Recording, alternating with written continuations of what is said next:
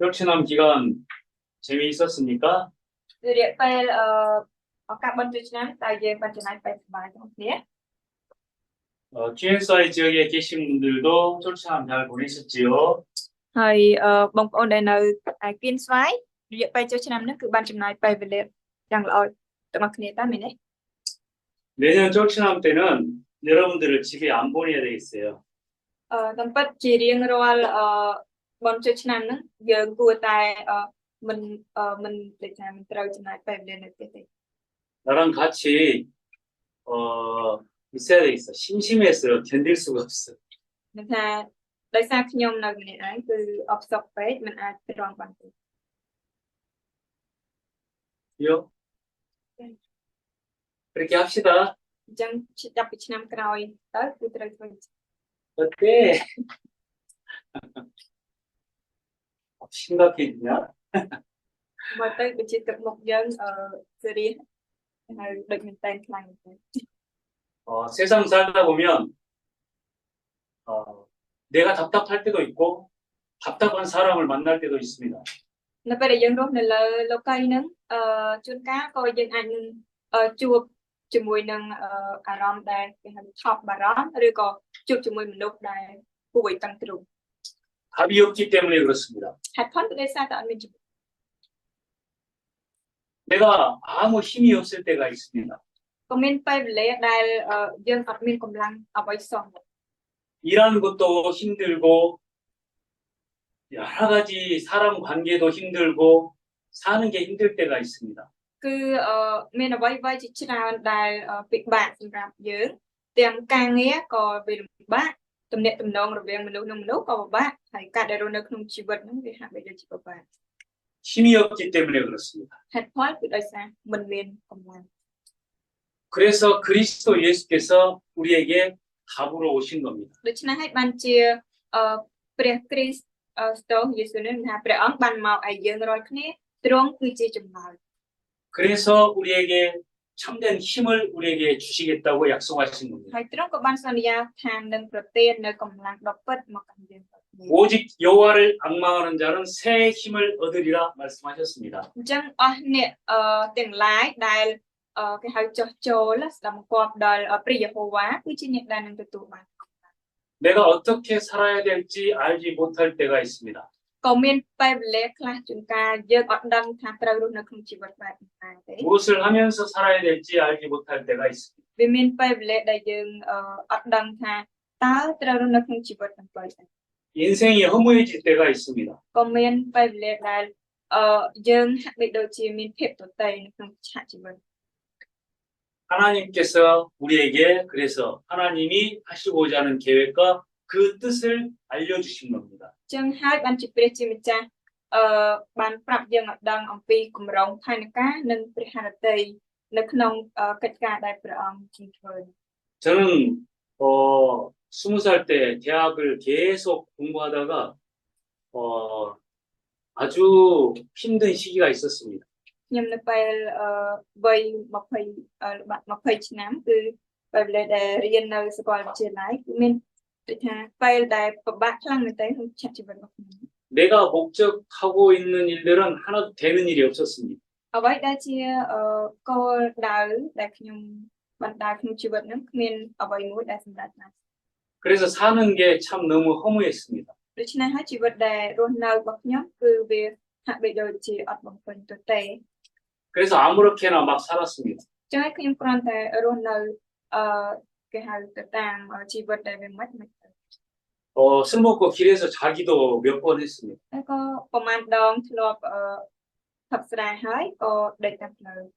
왜 살아야 되는지 이유를 잘 알지 못했습니다. នៅពេលនោះខ្ញុំមិនបានដឹងទេថាហេតុអ្វីបានគេថាជីវិតរបស់ខ្ញុំរស់នៅនឹងគឺដើម្បីអី 그래서 그냥 아무렇게나 살다가 그냥 죽어도 되겠다 그런 생각에 잡히기도 했습니다. ហើយក៏ធ្លាប់បានចាក់ជាប់ជាមួយនឹងគំនិតមួយដែលគិតថាគ្រាន់តែរស់នៅទៅគង់ស្លាប់ដែរ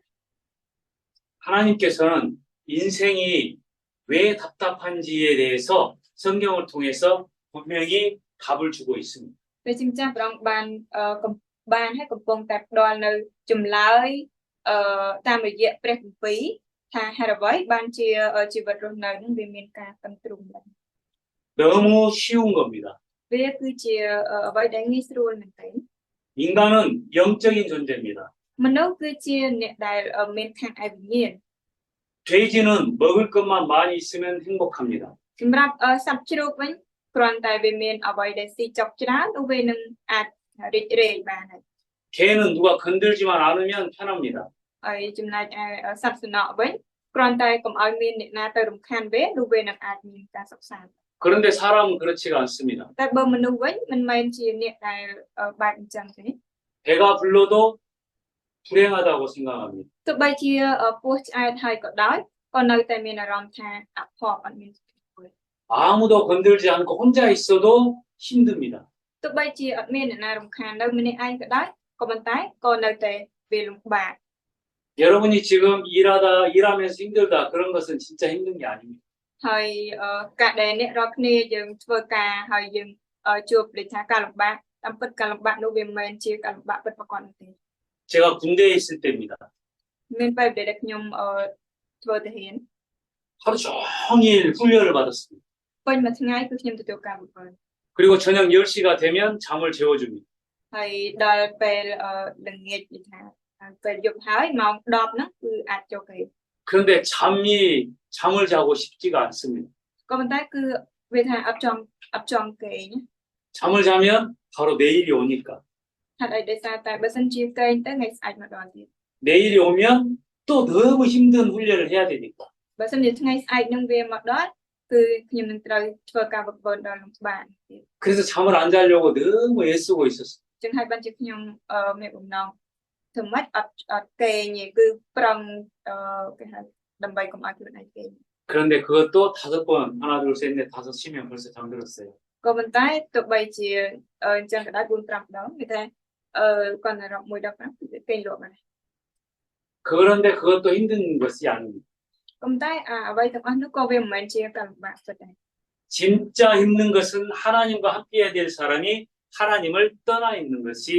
진짜 힘든 거고 진짜 문제입니다. អ្វីដែលជាការលំបាកពិតប្រាកដគឺជាបញ្ហាដ៏ពិតប្រាកដនោះគឺមនុស្សដែលត្រូវតែនៅជាមួយនឹងព្រះជាម្ចាស់បែរជាដាច់ចេញពីព្រះជាម្ចាស់វិញ 하나님을 만난 사람이 구원받은 사람이 힘들고 답답하다라고 하는 것은 하나님이 함께 하심의 비밀을 못 누리기 때문에 그렇습니다. ហើយមនុស្សដែលបានជួបជាមួយព្រះគឺទទួលបានសេចក្តីសង្គ្រោះហើយក៏ប៉ុន្តែបែរជាមានការលំបាកនោះគឺដោយសារតែមិនបានដឹងអំពីអាចកំបាំងដែលព្រះជាម្ចាស់គង់ជាមួយនឹងឯងទៅនាំឲ្យ 하나님 만나지 못한 사람은 죄 아래 놓여 있습니다. ហើយអស់អ្នកដែលមិនបានជួបជាមួយនឹងព្រះជាម្ចាស់គឺបានស្ថិតនៅក្រោមមានថានៅខាងក្រោមអំណាចបំពើបាន 열심히 산다고 해서 저주 재앙이 우리에게 임하지 않는 게 아닙니다. អញ្ចឹងមានថាតាមរយៈការដែលរស់នៅដោយខិតខំប្រឹងប្រែងជីវិតនឹងវាមិនមែនមានន័យថាអាចរារាំងមិនឲ្យមានបណ្ដាសានឹងគ្រោះកាចចូលមកកាន់ជីវិតទេ 성실하고 착하게 살아도 이 죄의 저주는 모든 사람에게 임해 있습니다. ទោះបីជាសុចរិតមានថាមានការរស់នៅទៀងត្រង់មានចិត្តល្អក៏ដោយក៏ប៉ុន្តែអ្វីដែលជាបណ្ដាសានិងអំពើបាបនឹងវាបានស្ថិតនៅក្នុងគ្រប់ជីវិតនោះ 아무리 쉬운 문제를 할지라도 나한테 답이 없으면 답답하고 힘든 일입니다. អញ្ចឹងមានថាទោះបីជាបញ្ហានោះគឺជាបញ្ហាដ៏ងាយស្រួលមែនទែនប៉ុន្តែបើសិនជាអត់មានចម្លើយសម្រាប់បញ្ហាដ៏ងាយស្រួលនោះទេវាប្រកបជាវាជាការដ៏តឹងទ្រូងមែនទែនចំពោះបញ្ហា 내가 생각할 때 너무 크고 어려운 일이라도 나에게 답이 있고 힘이 있으면 아무것도 아닙니다. ក៏ប៉ុន្តែបើសិនជាមានបញ្ហាដ៏ធំសម្បើមចំពោះយើងក៏ដោយប៉ុន្តែបើសិនជាយើងមានកម្លាំងហើយយើងមានចម្លើយនោះវាមិនคล้ายទៅជាអ្វីសម្រាប់យើងទេ 몇 년 동안 코로나가 전 세계를 강타했습니다. រយៈពេលប្រហែលឆ្នាំគឺដូចថាទូទាំងសកលលោកហ្មងគឺបានជួបប្រទះជាមួយនឹងជំងឺ Covid 수많은 사람이 죽었습니다. ក៏មានមនុស្សជាច្រើនលានអ្នកដែលត្រូវស្លាប់បាត់បង់ជីវិត 사람들은 거기에 공포에 떨었습니다. ហើយមនុស្សក៏បានធ្លាក់ចុះនៅក្នុងដូចថាការរន្ធត់នៅក្នុងព្រឹត្តិកម្មមួយហ្នឹង 그런데 그 문제는 사실 감기하고 비슷한 거였습니다. ក៏ប៉ុន្តែបើជាការពិតនៃជំងឺមួយនោះវាប្រៀបដូចជាផ្ដាសាយអញ្ចឹង 코로나하고 감기의 차이는 답이 있냐 없냐의 차이입니다. ហើយ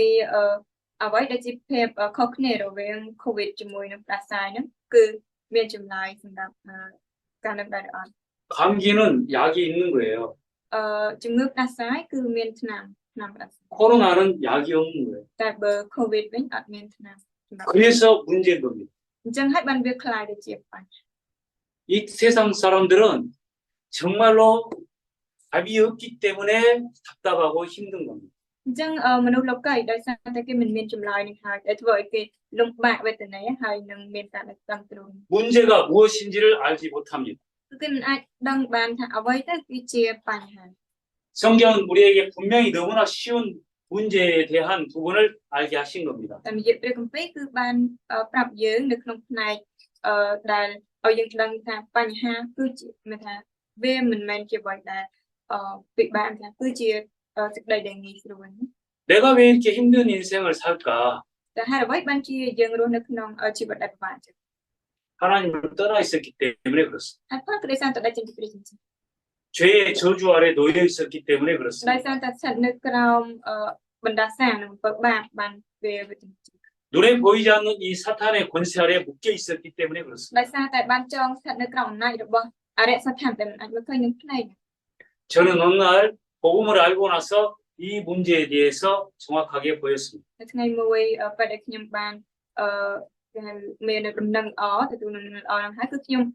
បានគេហៅមើលឃើញនៅបញ្ហានឹងយ៉ាងប្រកបច្បាស់ 우리 아버지 어머니가 왜 질병에 시달렸는지를 알게 됐습니다. ខ្ញុំក៏បានដឹងដែរថាហេតុអ្វីបានជាឪពុកម្ដាយរបស់ខ្ញុំគាត់រងទុក្ខវេទនាជាមួយនឹងជំងឺកាំ 내가 왜 여러 가지 정신적인 부분에 힘들었는지 알게 됐습니다. ខ្ញុំក៏បានដឹងថាហេតុអ្វីបានជាខ្ញុំរងការលំបាកវេទនាជាមួយនឹងបញ្ហាសតិស្មារតី 근본적인 이 문제 때문에 그렇습니다. ពេលដោយសារតែបញ្ហាឬគោលដៅឯដែលនាំឲ្យមានបញ្ហា 여기에다가 이 문제를 해결하기 위해서 우상 숭배, 귀신 섬기는 것을 많이 하면 할수록 그 문제는 더욱 심각하게 찾아옵니다. ហើយនៅក្នុងការដែលដើម្បីដោះស្រាយទៅគោរពនៅរូបព្រះคล้ายៗទៅគោរពវិញ្ញាណអរិយហ្នឹងកាន់តែធ្វើបែបដូច្នោះបញ្ហាហ្នឹងវាកាន់តែធ្ងន់ធ្ងរដែរ 하나님 아닌 것을 하나님처럼 섬기는 나라일수록 더욱더 이 문제가 다가옵니다. អញ្ចឹងទៅគោរពចំពោះអ្វីផ្សេងដែលមិនមែនជាព្រះហើយចាត់ទុកថាជាព្រះអញ្ចឹងបញ្ហាហ្នឹងវាកាន់តែចូលមកគៀកជាមួយនឹងខ្លួនកាន់តែច្រើន 그리스도 예수를 만났다라고 하는 것은 여러분 본인뿐만 아니라 가정과 그리고 후대에게까지 하나님께서 축복하시는 영원한 답을 가진 겁니다. អញ្ចឹងមានថាការដែលយើងបានជួបជាមួយព្រះជាម្ចាស់តាមរយៈព្រះគ្រីស្ទអញ្ចឹងមិនត្រឹមតែសម័យខ្លួនយើងទេមានថាគឺយើងទទួលបាននៅចម្លើយថាដល់នៅអកលសម្រាប់ក្រុមគ្រួសារក៏ដូចជាអ្នកនៅចំនួនក្រោយទៀត 예수님께서 십자가에서 피 흘려 죽으신 이유는 이 문제 때문에 그렇습니다. ហើយមូលហេតុដែលព្រះយេស៊ូវព្រះអង្គបានស្ពុតនៅលើជាស្ការគុំចាយលោហិតរបស់ទ្រង់គឺដើម្បីតែដោះស្រាយបញ្ហាហ្នឹងដែរ 죄의 저주를 끝내기 위해서 죄를 감당하시고 죽으신 겁니다. គឺទ្រង់បានស្ពុតដោយផ្ទុកនៅអំពើបាបនិងបណ្ដា 하나님이 직접 오셔서 아무도 이길 수 없는 사탄의 권세를 깨뜨리신 겁니다. គឺព្រះជាម្ចាស់នឹងទ្រង់បានយាងមកដោយផ្ទាល់ហើយព្រះអង្គបានបំផ្លាញនៅអំណាចរបស់អរិយសត្វឋានដែលមិនមាននរណាម្នាក់អាចបំផ្លាញយុទ្ធនាអំណាចរបស់វាបាន 이 세상에 어떤 종교나 어떤 사람도 하나님 만날 수 있는 길은 말해줄 수가 없습니다. នៅលើលោកីយ៍នេះពុំមាននរណាម្នាក់ពុំមានសាសនាណាដែលអាចប្រាប់យើងអំពីចម្លើយផ្លូវនឹងបានឡើយ 하나님을 섬긴다라고 하는 것이 전부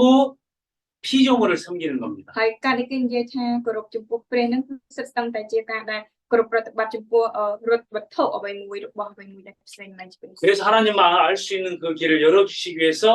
예수 그리스도께서 십자가에서 피 흘려 죽으신 겁니다. ដូច្នេះហើយដើម្បីបើកផ្លូវឲ្យអាចស្គាល់ព្រះជាម្ចាស់បានគឺព្រះគ្រីស្ទព្រះអង្គបានស្ពុតនៅលើឈើឆ្កាងហើយទ្រង់បានបង្ហូរលោហិត 하나님이라는 증거로 3일 만에 죽음을 이기시고 부활하신 겁니다. ហើយជាទីបន្ទាល់ដែលថាព្រះអង្គគឺជាព្រះជាម្ចាស់លុះក្រោយ3ថ្ងៃទ្រង់ក៏បានមានបជនរស់ពីការស្លាប់នឹងឡើងវិញ 우리와 영원히 함께하기 위해서 믿을 때 성령으로 우리 안에 함께하시는 겁니다. ហើយដើម្បីគង់នៅជាមួយយើងរហូតដល់នៅអស់កលគឺព្រះវិញ្ញាណបរិសុទ្ធរបស់ទ្រង់គឺបានមកសង្ឃឹមគង់នៅជាមួយអស់អ្នកទាំងឡាយដែលជឿ 그래서 그리스도가 우리 인생의 진짜 해답이 되는 겁니다. ដូច្នេះហើយព្រះគ្រីស្ទបានក្លាយទៅជាចម្លើយប្រពិតសម្រាប់ជីវិត 예수님께서 내가 바로 길이고 진리고 생명이다 말씀하신 겁니다. ព្រះយេស៊ូវបានមានព្រះបន្ទូលថាខ្ញុំជាផ្លូវជាសេចក្តីពិតហើយជាជីវិត 영원한 하나님 만날 수 있는 길이다. ហើយខ្ញុំគឺជាផ្លូវដែលអាចឲ្យអ្នករាល់គ្នាបានជួបជាមួយព្រះជាម្ចាស់រហូតដល់ 답이 없어서 답답한 인생의 진짜 답이다. ហើយខ្ញុំគឺជាចម្លើយសម្រាប់ជីវិតដែលតឹងទ្រង់ដោយសារមានចម្លើយ 그리고 죽음까지도 끝내는 영원한 생명이다. ហើយខ្ញុំគឺជាជីវិតដ៏នៅអស់កលដែលបញ្ចប់នៅបញ្ហានៃសេចក្តីស្លាប់ 예수님께서는 이 땅에 종교를 하나 만들기 위해서 오신 게 아닙니다. ហើយការដែលព្រះយេស៊ូវព្រះអង្គបានយើងមកមិនមែនដើម្បីនឹងបង្កើតនៅសាសនាមួយនៅលើផែនដីទេ 이 캄보디아에 있는 스님들도 하나님 만나야 됩니다. សូម្បីតែលោកសង្ឃដែលនៅក្នុងទឹកដីកម្ពុជានេះផងដែរក៏ត្រូវការជួបជាមួយព្រះជាម្ចាស់ 저 뺀 할머니도 하나님 만나야 됩니다. ទាំងយាយពេញហ្នឹងក៏ត្រូវការជួបជាមួយព្រះដែរ 물론 지금 만날 수가 없죠. ជាការពិតណាស់ឥឡូវនេះគឺគាត់មិនអាចជួបជាមួយព្រះបានទេ 누구라도 하나님 만나야 됩니다. នរណាក៏ដោយគឺត្រូវការជួបជាមួយព្រះជាម្ចាស់ 그래서 예수님께서 내가 온 것은 섬김을 받기 위해서 온 것이 아니다. ដូច្នេះបានជាព្រះយេស៊ូវព្រះអង្គមានព្រះបន្ទូលថាការដែលទ្រង់យើងមកនោះគឺមិនមែនដើម្បីឲ្យមិនមែនដើម្បីទទួលការបម្រើពីអ្នកណាទេ 내 몸을 죄의 대속물로 주기 위해서 왔다. គឺមកដើម្បីឲ្យមានថារូបកាយរបស់ទ្រង់ហ្នឹងคล้ายទៅជាមានថាការដង្វាយលាស់នៅអំពើបាបហ្នឹងសម្រាប់អស់មនុស្សជាច្រើន 그래서 십자가에서 죽으신 겁니다. ចឹងហើយបានជាព្រះអង្គសុគតនៅលើជាស្កា 그리고 직접 하나님의 아들이 나타나신 것은 바로 마귀의 일을 멸하시기 위해서 그렇다. ហើយក៏មានចែងផងដែរថាការដែលព្រះបុត្រានៃព្រះលេចមកនោះគឺដើម្បីបំផ្លាញកិច្ចការរបស់អរិយជន 이 일을 십자가에서 이루신 겁니다. ហើយកិច្ចការហ្នឹងគឺព្រះអង្គបានសម្រេចតាមរយៈជ្រៃឆ្កាង 십자가에서 이루신 그 일을 그리스도의 일 이렇게 얘기합니다. ហើយការដែលទ្រង់បានសម្រេចបំពេញនៅកិច្ចការទាំងអស់ហ្នឹងតាមរយៈជ្រៃឆ្កាងគឺយើងហៅថាវាគឺជាកិច្ចការរបស់ព្រះគ្រីស្ទ 그래서 바로 이 문제에 그리스도는 해답이다. 이걸 말하고 있는 겁니다. ចឹងហើយបានជាយើងកំពុងនិយាយថាគឺព្រះគ្រីស្ទនោះហើយគឺជាចម្លើយសម្រាប់បញ្ហា 성경 전체는 사실 이거 많이 두껍지만 이 사실을 말하고 있는 겁니다. អញ្ចឹងទាំងមូលនៅក្នុងព្រះគម្ពីរវាជាការពិតវាមានកម្រាស់ក្រាស់មែនក៏ប៉ុន្តែគឺកំពុងតែនិយាយអំពីសេចក្តីពិតហ្នឹងឯង 세상에 수많은 문제가 있지만 사실은 이 문제 때문에 힘든 겁니다. ហើយនៅលើលោកីគឺមានបញ្ហាយ៉ាងច្រើនមែនតើក៏ប៉ុន្តែជាការពិតវាគឺមានការលំបាកដោយសារតែបញ្ហានេះ 세상에 많은 종교가 세상 문제에 대해서 답을 주고 있지만 그것은 헛된 속임수입니다. ហើយមានសាសនាជាច្រើនដែលកំពុងតែប្រាប់នៅចម្លើយក៏ប៉ុន្តែវាសុទ្ធតែជាការដែលអាសាអត់ការអត់ប្រយោជន៍វិញ 대학에서 인생의 길을 말하고 있지만 그것 또한 속는 겁니다. ហើយទាំងការដែលគេនិយាយប្រាប់អំពីដូចថាផ្លូវនៃជីវិតហ្នឹងគឺសុទ្ធតែជាការដែលបញ្ឆោតត្បូង 인생은 애쓰고 힘써서 되어지는 것이 아니라 하나님 만나야 되어집니다. ជីវិតរបស់យើងវាមិនមែនអាចដំណើរការទៅតាមរយៈការខិតខំប្រឹងប្រែងនោះទេមានថាគឺវាអាចមានថាកាត់ឡើងបានដំណើរការទៅបានតាមរយៈការដែលយើងជួបជាមួយព្រះសម្ចាស់ 이것은 세계 최고의 인재들이 모였다라고 하는 하버드 대학교에서도 가르쳐 줄 수 없는 인생에 대한 답입니다. ហើយនេះហើយគឺជាចម្លើយដែលមានថាសម្រាប់ជីវិតដែលសំបីតែអស់អ្នកដែលប្រាជ្ញដល់ឆ្លាតវៃដែលមកពីសាលា Harvard មកប្រមូលផ្ដុំគ្នាគេមិនអាចផ្ដល់ចម្លើយបាន 어떤 군인도 정치인도 여기에 대해서 답을 줄 수는 없습니다. មិនថាមានថាមិនតបតាហ៊ានឬក៏អ្នកកាន់នយោបាយអ្វីក៏ដោយក៏មិនអាចផ្ដល់ចម្លើយនេះបាន 오직 하나님께서 부르신 자들을 통해서 이 비밀을 말하고자 하신 겁니다. គឺមានតែអស់អ្នកទាំងឡាយដែលព្រះជាម្ចាស់បានត្រាស់ហៅដែលមានសេចក្តីកំបាំងរបស់ទ្រង់តែដែលអាចនិយាយប្រកាសអំពីមានចម្លើយសេចក្តីពិតនេះបាទ 그래서 내 이름을 위해서 택한 그릇이다라고 말하고 있습니다. ចឹងហើយបានជាព្រះអង្គកំពុងតែ មានព្រះបន្ទូលថាអ្នកនេះឯងគឺជាគេហៅប្រដាប់ជ្រះតាំងដល់ខ្ញុំ 내 이름은 예수 그 이름을 말합니다. ហើយនឹងថាដើម្បីនឹងនិយាយប្រកាសអំពី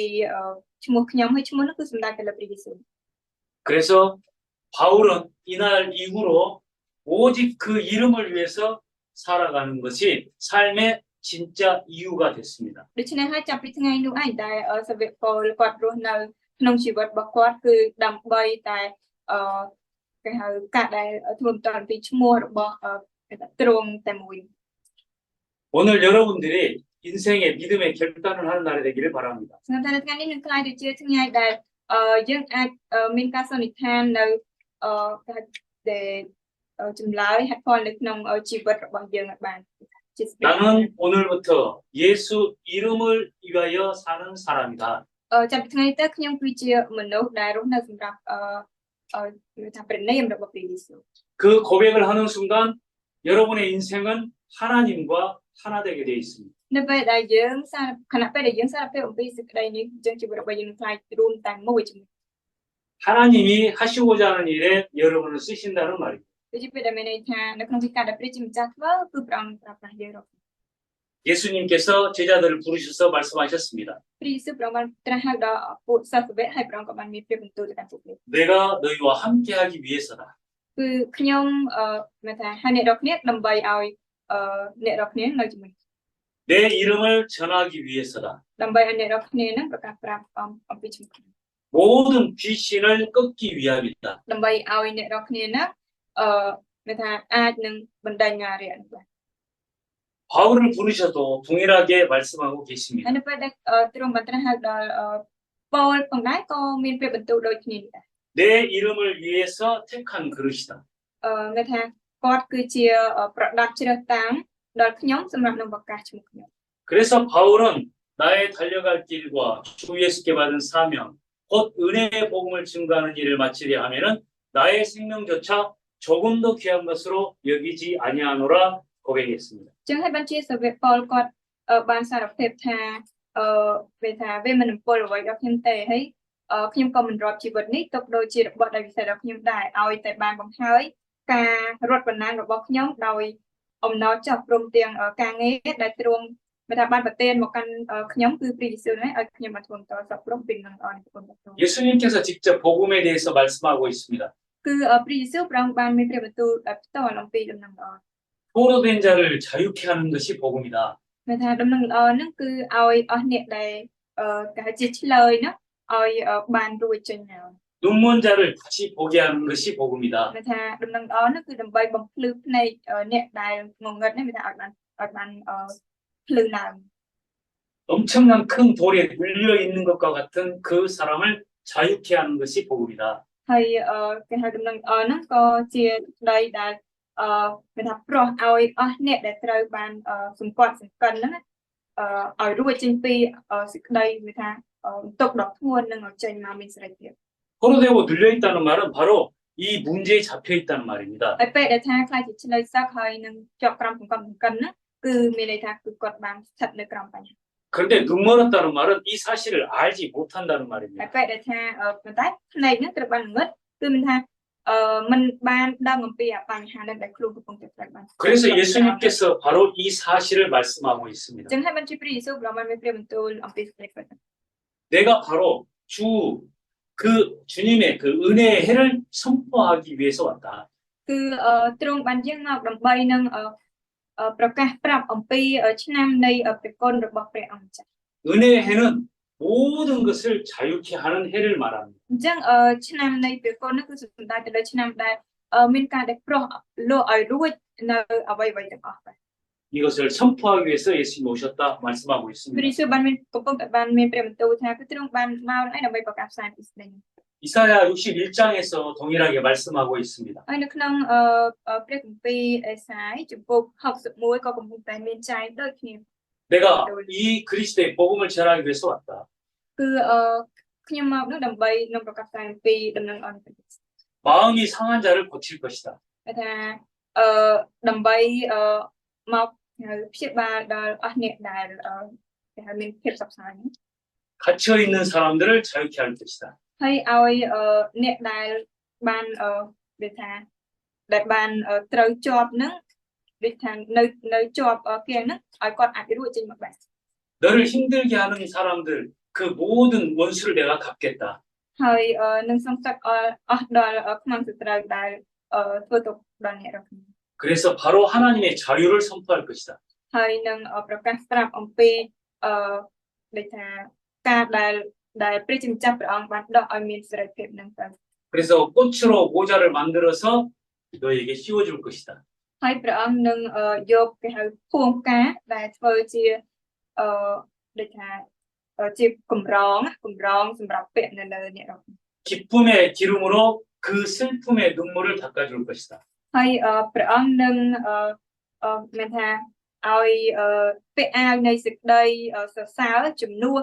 ឲ្យទុកធ្ងន់ដែលគ្រប់សង្កត់ 찬송의 옷으로 그 근심을 없앨 것이다. ហើយមានថាឲ្យអ្នករាល់គ្នាហ្នឹងបានមានសេចក្តីថាអំណរជំនួសឲ្យសេចក្តីទុក្ខសោក 너희를 바로 하나님의 의의 나무로 세울 것이다. ហើយឲ្យតាំងអ្នករាល់គ្នាឡើងឲ្យខ្លាចជាដើមឈើនៃសេចក្តីសុចរិតរបស់ព្រះ 이게 우리가 가지고 있는 삶의 진짜 이유입니다. នោះហើយគឺជាហេតុផលនៃ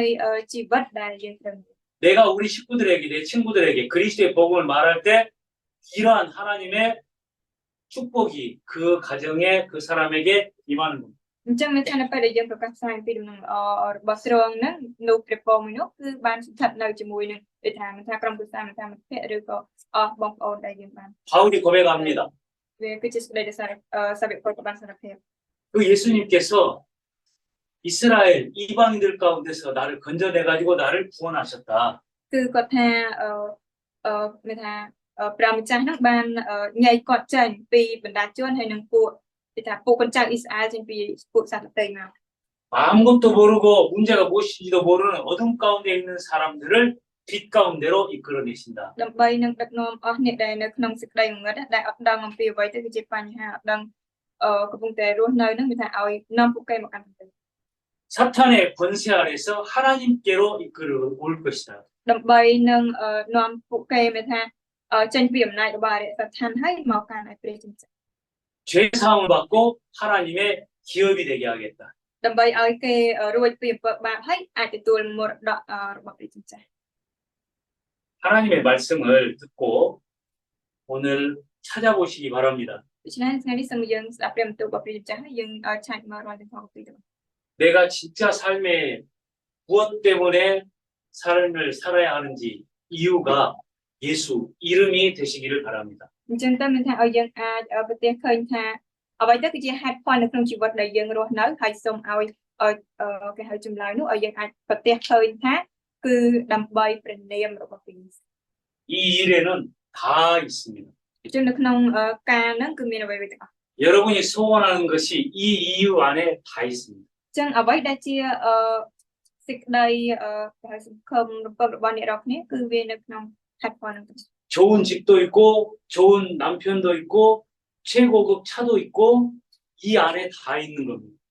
ទាំងផ្ទះល្អស្វាមីល្អដូចថាឡានល្អហ្នឹងវាសិតតែមាននៅក្នុង 하나님께서 약속하신 거예요. ព្រះជាម្ចាស់បានសន្យា 이사야 60장에서 바로 일어나서 그 이름을 가지고 서가라. ដូចនៅក្នុងអេសាយចំពុក60ដែលមានចែងដែរដែលថាចូលឲ្យងើបឡើងហើយប្រកាសនៅព្រះនាមទ្រង់ 너의 아들과 딸들이 너에게 달려올 것이다. ហើយមានថាពួកកូនប្រុសកូនស្រីរបស់អ្នករាល់គ្នានឹងរត់មកកាន់អ្នក 이방인들이 재물을 싣고 너에게 올 것이다. ហើយអស់ពួកសត្វដទៃគេនឹងរៀបចំសម្បត្តិរបស់គេហើយនឹងមកឲ្យអ្នក 바다의 모든 풍부함이 너에게 올 것이다. ហើយគ្រប់ទាំងសេចក្តីរបស់បរិបទពុះពេញនៅឯដូចថាសមុទ្រផងដែរមានថានឹងមកកាន់ឯអ្នករាល់គ្នា 그런데 예수 이름을 위해서 산다는 것이 아주 아무것도 아닌 것처럼 마귀는 속인다는 거예요. ក៏ប៉ុន្តែអរិយវិញគឺវាបវងមកកាន់យើងរាល់គ្នាដោយមានថាឲ្យយើងចាត់ទុកថាវាដូចជាអត់មានអ្វីដែលអវសាយសម្រាប់ការដែលរស់នៅដើម្បីព្រះនាមនៃព្រះយេស៊ូវ 인생의 진짜 성공과 참된 축복이 그 이름 전하는 데 있습니다. ប៉ុន្តែ ព្រះពរក៏ដូចជាភាពជោគជ័យនៃជីវិតហ្នឹងគឺវាស្ថិតនៅក្នុងវាមានទាំងអស់ដែលស្ថិតនៅក្នុងព្រះពរនៅក្នុងការដែលផ្សាយពីវិញ្ញាណរបស់ទ្រង់ 역사적으로도 다 증거가 나타나 있습니다. សូម្បីតែនៅក្នុងប្រវត្តិសាស្ត្រក៏មានជាផុសតាងដែលបានបាត់ 그 이름을 살았던 요셉, គឺអ្នកថាយូសែបដែលជាអ្នកដែលបានធ្លាប់រស់នៅ 그 이름을 위해 살았던 모세, រស់នៅដើម្បីព្រះនាមរបស់ទ្រង់ហើយមានថាម៉ូសេដែលគាត់ធ្លាប់រស់នៅដើម្បី 그 이름을 위해 살았던 다윗, ហើយដាវីតដែលរស់នៅដើម្បី 이 모든 사람들을 하나님께서 이렇게 세우신 겁니다. ហើយអស់អ្នកទាំងអស់នោះហើយដែលព្រះយេស៊ូវបានតាំងគាត់ឡើងមក 그리스도 예수의 복음을 전하겠다라고 했던 영국, ចុង 잉글랜드, អញ្ចឹងមានថានៅប្រទេសអង់គ្លេសដែលមានថារស់នៅដើម្បីការដែលប្រកាសផ្សាយអំពីដំណឹងល្អនៃព្រះគ្រីស្ទយេស៊ូវ 그리스도 예수 복음 전하겠다고 했던 미국, ហើយសហរដ្ឋអាមេរិកដែលប្រកាសផ្សាយអំពីព្រះយេស៊ូវគ្រីស្ទ 그리스도 복음 전하겠다고 한 한국. ហើយប្រទេសកូរ៉េដែលប្រកាសផ្សាយអំពីដំណឹងល្អនៃព្រះគ្រីស្ទ 하나님께서 거기에다가 모든 것을 다 예비해 놓으신 거예요. អញ្ចឹងមានថាគឺព្រះជាម្ចាស់ប្រមាណរៀបចំនៅគ្រប់ទីទាំងអស់នោះឲ្យមានការឆ្លងប្រពន្ធ 이유는 딱 한 가지입니다. ហើយផលគឺមានចំណុចទេ 내 이름을 위하여. សម្រាប់ឈ្មោះរបស់ខ្ញុំ 예수 이름 전하는 것, 그것을 위해서 하나님은 모든 역사와 모든 삶을 축복하시는 거예요. អញ្ចឹងគឺព្រះជាម្ចាស់ព្រះអង្គនឹងប្រទានព្រះពរគ្រប់ទាំងជីវិតដែលរស់នៅនិងកិច្ចការទាំងអស់ដើម្បីគេហៅការដែលផ្សាយអំពីព្រះនាមរបស់ព្រះយេស៊ូវ 왜 그렇습니까? ហើយវាបានជាចឹង 진짜 문제가 무엇인지를 아는 사람이기 때문에 그렇습니다. ដោយសារតែមានថាអ្នកនោះគឺជាអ្នកដែលពិតជាស្គាល់អ្វីទៅគឺជាបញ្ហា 인생의 진짜 해답이 무엇인지를 아는 사람이기 때문에 그렇습니다. គឺជាអ្នកដោយសារតែអ្នកនោះគឺជាអ្នកដែលដឹងអំពីអ្វីទៅគឺជាចម្លើយដ៏ពិតប្រាកដ 그리고 그 부르심의 이유를 따라서 사는 사람이기 때문에 그렇습니다. ហើយគឺជាអ្នកដែលរស់នៅទៅតាមហេតុផលនៃការត្រាស់ហើយ 저와 함께하는 여러분의 삶이 이 방향 속에서 하나님의 응답을 저와 더불어서 함께 받으며 나갈 수 있기를 바랍니다. ខ្ញុំថាខ្ញុំរួមជាមួយនេះរបស់គ្នាយើងនឹងចេញទៅដែលទទួលបានចម្លើយនៃការឆ្លើយតបដែលតម្រង់មានថាត្រូវទិដៅជាមួយនឹងស្អីទាំងអស់ 키엔스와의 지역의 우리 모든 성도님들의 삶이 이 안에서 하나님의 은혜를 누리시기를 바랍니다. ហើយសង្ឃឹមថាជីវិតរស់នៅរបស់បងប្អូនក្រុមជំនុំនៅឯគៀនស្វាយនឹងអាចរីករាយជាមួយនឹងព្រះគុណរបស់ព្រះដែលស្ថិតនៅក្នុងដៃរបស់ព្រះ 기도하겠습니다. 하나님 감사합니다. អរគុណព្រះជាម្ចាស់ 진짜 인생의 문제가 무엇인지를 알게 하심을 감사합니다. អរគុណដែលឲ្យជំនុំបានដឹងអំពីអ្វីទៅគឺជាបញ្ហាដ៏ពិតប្រាកដនៅក្នុងជីវិត 오직 그리스도 말고는 이 땅에 어떤 것도 해답이 아닌 걸 알게 하심을 감사합니다. អរគុណដែលជំនុំដឹងថានៅលើលោកីនេះក្រៅអំពីព្រះគ្រីស្ទនោះពុំមានអ្វីណាមួយដែលអាចខ្លាយទៅជាចម្លើយបានឡើយ 답답한 사람에게 답을 주는 삶을 살게 하여 주옵소서. សូមឲ្យជំនុំរស់នៅជាជីវិតដែលអាចផ្ដល់ឲ្យនៅចម្លើយទៅកាន់អស់អ្នកទាំងឡាយដែលកំពុងតែមានភាពតឹងទ្រូងនៅក្នុងជីវិត 힘들어하는 사람에게 힘을 줄 수 있는 삶을 살게 하여 주옵소서. សូមឲ្យជំនុំរស់នៅជាជីវិតដែលអាចផ្ដល់ឲ្យនៅកម្លាំងទៅកាន់អស់អ្នកទាំងឡាយដែលកំពុងតែរស់នៅដែលមានភាពលំបាកនៅក្នុងជីវិត 방황하는 인생에 올바른 길을 제시할 수 있는 삶을 살게 하여 주옵소서. ហើយសូមឲ្យជំនុំរស់នៅខ្លាយទៅជារស់នៅក្នុងជីវិតដែលអាចនឹងបង្ហាញនៅផ្លូវនៃជីវិតសម្រាប់អស់អ្នកទាំងឡាយដែលកំពុងតែវង្វេងផ្លូវ 오늘부터 우리의 삶의 이유가 예수 이름을 위하여 사는 삶으로 바꿔지게 하여 주옵소서. ហើយពីថ្ងៃនេះសូមឲ្យជីវិតរស់នៅរបស់ទូបង្គំម្នាក់ៗបានផ្លាស់ប្រែទៅជាជីវិតដែលនឹងរស់នៅដើម្បីព្រះនាមការប្រកាសផ្សាយអំពីព្រះនាមរបស់ព្រះយេស៊ូវ 예수 그리스도 이름으로 기도하옵나이다. 아멘.